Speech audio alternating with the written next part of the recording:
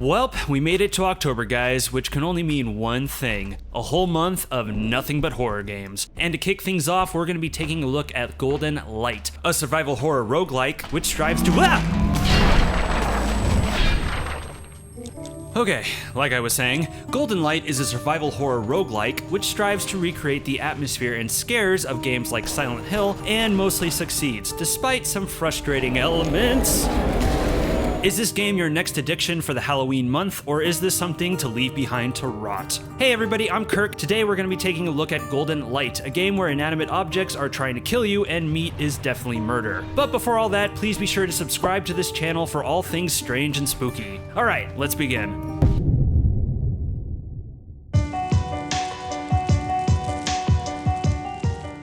Developed by Mr. Pink, Golden Light is a game where you must descend through a series of nightmarish, procedurally generated floors, fighting and avoiding the horrific mimics within them, in order to save your kidnapped girlfriend. A key thing to mention is that the game is currently available through Steam Early Access, and while the product is fairly polished and playable, it is still a work in progress, so depending on when you see this video, it may be wise to take some of my critiques with a grain of salt. Visually, Golden Light takes heavy inspiration from the Silent Hill series. Dark brown, dilapidated hallways and rusted, grated interiors mixed with random fleshy growths are a clear callback to the otherworld stages of the original Silent Hill trilogy. It looked great in those games, and it still looks great here. But where Golden Light is unique is in its monster designs. The meat that you meet in this game looks to be a cobbled together mishmash of random shapes and flesh that looks pretty damn unsettling. It's as if a pile of garbage in the dump became sentient and started roaming around. It's freaky looking for sure, but it can come off a little comical too, like this vending machine with a face or the googly eyes on the maps. And how can you be scared of a monster named Hugs? Even your weapons can look quite surreal, some with eyeballs growing out of tufts of stuck-on flesh or firearms with mutated growths. In general, it's a bizarre looking game, but it works. It effectively creates an eerie and oppressive atmosphere that will make the player feel uneasy and get them in the right state of mind for the game's many scares. I'll admit I had my fair share of manly shrieks throughout this game. Apologies to my neighbors. Jesus, stop it! A nice finishing touch is the pixelated filter, evoking that PS1 survival horror look. Tying this all together is the game's appropriately spooky and gut-churning sound design, which succeeds at messing with your mind.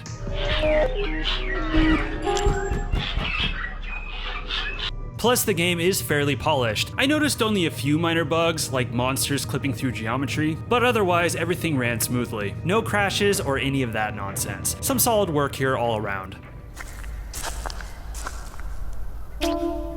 In terms of story, the game is even more bizarre. As I said in the beginning, Golden Light is all about saving your girlfriend, simply called She, who has been kidnapped and taken into the deep confines of the Gut, the living sentient dungeon for which you must navigate. In between the floors of the Gut, the player is treated to these short sequences, placing them in what I can assume is the player character's apartment, and sometimes in this rain-spattered alleyway, often with She in various different states. These sequences are vague, to say the least, and I suspect there is quite a bit of symbolism laced within the game's visuals. It's a fun narrative. Disturbing and confusing, yes, but fun. Kind of like an Adult Swim infomercial. If you've seen them, you know what I'm talking about. Gameplay-wise, Golden Light tries to strike a balance of classic survival horror gameplay with the trial and error progression of a roguelike. The beginning of each run of the game gives you a random weapon and a memento, which is a temporary ability like being able to move more quietly or making a particular weapon more powerful. Sometimes there are trade-offs though, like doubling your attack power but impairing your vision. You can also scavenge more mementos as you go through a run. Also, check out these eyeballs that spawn whenever you find one. Oh man, that's pretty cool. Your objective on each floor of the Gut is to collect a certain number of keys to unlock the elevator in the center. Standing in your way are the Gut's deformed monster inhabitants, the meats. In particular, the mimics who camouflage themselves as inanimate objects. It's very similar to the enemies in Arcane's Prey, but you know, creepier. You may spot a mimic just roaming around the environment, or you'll hear them breathing, which is just special.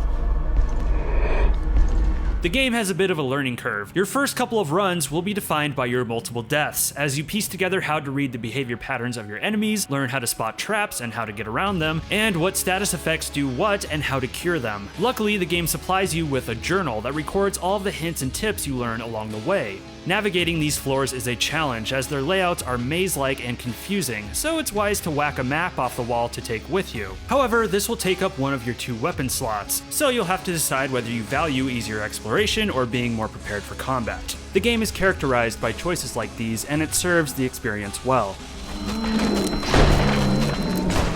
If a mimic does catch wind of you, you can defend yourself with a decent arsenal of melee weapons and firearms, but this usually isn't the best idea for a few reasons. For starters, the combat isn't great. Melee weapons are slow and sluggish, and firearms feel laggy and inaccurate. However, this is by design, as it harkens to classic survival horror games, once again, specifically Silent Hill. In that game, combat was also sluggish and imprecise, for the sake of limiting the player, as much of the scares and tension in survival horror comes from limiting the player and making them feel helpless. I applaud the developer for adopting this style for Golden Light. It's risky, but I think it works, adding more tension but encouraging the player to find alternatives to combat. The best strategy is just to avoid danger altogether, or just run from aggravated meats. This does run the risk of tipping off other enemies in the level, but the game's controls emphasize being able to slip into tight spaces and hurdle over obstacles, so not only is running more effective than you think, it's actually kind of fun. My favorite strategy is to simply lead the meats into one of the mini traps you'll find. Let the environment do the dirty work for you. The other reason you don't want to be killing is the game's reputation system. The gut is a living being, and killing the gut's creatures will make it mad at you, causing more enemies to populate it and raising the gold prices with its vendors. Oh yeah, I almost forgot about the gold. Gold is the currency of this game that you earn from collecting it in the environment and from killing. You can use gold with various vendors who can restore your health, repair your weapons, and even outright sell you keys. Whenever you die, the game will bring you to this open, limbo-esque field complete with a talking bike that you can ride. Whee! If your reputation with the gut is poor, you can ride up to this tree and give it half of your gold, which will make the gut forgive you. We'll come back to this aspect of the game in just a second. Sometimes you'll need gold just to bribe your weapons to use them. Weapons are fascinating in this game as they are actually living beings themselves. There are normal dead ones, but the living ones are mutated and covered in meat, featuring status effects like poison or fire. And firearms can have sprouting growths which shoot multiple bullets at a time, which is nice but obviously burns through your ammo. Weapons do degrade as you use them, which may annoy some, but honestly it's not that big of an issue, especially since all weapons can be eaten to restore your health, and often they come in handy more as healing items. Like I said, this game is bizarre. Just don't eat a weapon with a status effect, as it will be inflicted on you. I had to learn that the hard way. What cracks me up about Golden Light is that the game actively discourages you from killing while also constantly tempting you to kill. The trick is to have a sense of when to run and when to fight, which is no different than the classic survival horror games it takes inspiration from. And whatever strategy you decide to employ, the game will typically have a counter to it for the sheer sake of messing with you. For example, crouching is a great way to sneak past enemies, but stay on the ground too long and the game is gonna beeline a monster right to you. It's a game that keeps you on your toes, which can get irritating at times, but is never boring. And every time I died, I was always eager to try again, which in my opinion is the mark of a successful roguelike. The game is far from perfect though, and there are some things that can be improved before the game's full release. The later stages taking place in the cabin biome are ridiculously hard. So hard in fact that the only way I was able to get through them was to be purely offensive. These areas really need some rebalancing. Of course, since I was heavily killing, I was also visiting the tree quite a lot at this point in the game, and while spending half your gold seems like a steep penalty, it's not as consequential as you'd expect, which brings me to my next issue, the gold economy. Gold is not hard to come across in this game, it's scattered everywhere, and while the floors of the gut have plenty of ways to spend it, the costs are never too steep, even when the gut is mad at you. I never felt like I was struggling to keep gold, mostly because there's so few uses for it. There is a status effect that makes you eat your gold, and there's a memento ability that lets you use gold instead of bullets, but these are not common occurrences. In the field, there's only a handful of ways to spend your gold. You can spend it to go to a higher level, you can buy an extra memento, and you can spend it at the tree. Surprisingly, there's no vendor that handles permanent upgrades, stuff like improving your health, stamina, or improving your weapons. Now, maybe Mr. Pink wants to avoid this to maintain the limited nature of survival horror gameplay, or perhaps this is something that could come with the full release. Either way, the game needs more avenues to spend your gold, so it feels more consequential. Next are the items. In the gut, you can pick up items that have various effects, like healing you, repairing your weapons, or causing damage, like fire or explosions. My issue here is that the item abilities randomize each new run, and the game doesn't tell you what they do. You have to figure that out for yourself. This is done by either taking a chance and eating it, which is dangerous, throwing the item, which A, wastes it, and B, can cause unintended harm, or you can search the environment for clues, which is the safest way to do it, but the slowest. I just don't like this system. I think it adds unnecessary difficulty to a game that is already plenty difficult and unpredictable. I think Mr. Pink should consider keeping the item effects consistent so the player can build more of an effective strategy around them each run. And if the dev is gung-ho on keeping it this way, then I would suggest a compromise. Have a vendor in the field who you can pay to apply permanent effects to the items. So for example, spend 100 gold to make it so the snail with the face always does fire damage, and so on. That way the player has something else to grind gold for.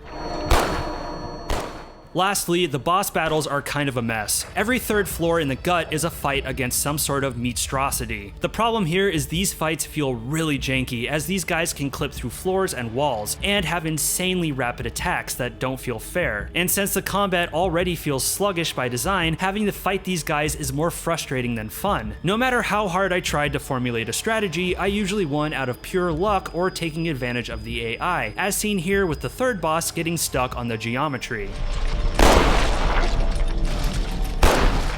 They just need more work, more balancing and finessing. I also would like to see alternative ways to defeat them. Maybe instead of killing them, you have to solve a puzzle in the level and avoid them. That would seem more in line with the game's push for no killing. Now, despite those issues, I think Golden Light is turning out to be a very solid game that I think is worth your time now. Obviously, the game is not for everybody. This is very much a niche experience. But if you're a fan of old school survival horror and enjoy roguelikes, then this is one I would recommend checking out. The game is very replayable and features harder difficulties, in case you feel like torturing yourself. And as of now, it's only $12.99 on Steam, which I think is more than a fair price. But of course, if you'd rather wait for the full release, that is totally fair, and I will certainly be covering that when it comes out. But that's it from me today. Please be sure to leave me your comments on what you think of Golden Light, if you think it's something you'll check out, or if you're already playing it and have your own critiques on it. As always, if you enjoyed the video, please subscribe, like, and share with your friends. It's a big help for this channel. If you haven't yet, please check out my mini doc on the history of first-person shooters. It was a ton of fun to make, and I think it's a ton of fun to watch. I post videos every Thursday, so be sure to ring that bell so you're the first to see them. I'm Kirk, and thank you for watching this video. Stay safe out there.